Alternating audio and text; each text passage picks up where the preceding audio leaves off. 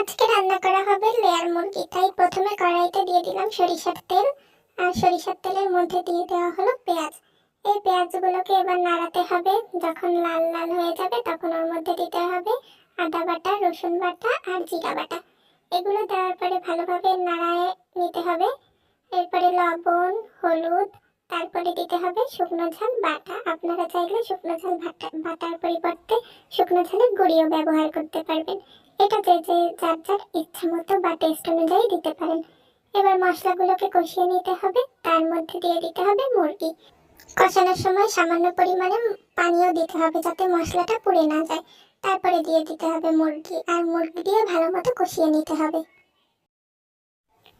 সবসময় আপনারা চেষ্টা করবেন বেশিক্ষণ কষানোর জন্য, যত বেশি কষানো হবে তত টেস্ট বেশি হবে। আপনাদের সাথে আরো একটি টিপস শেয়ার করছি, সেটা হচ্ছে কষানোর পর আপনারা যখন পানিটা দেবেন তখন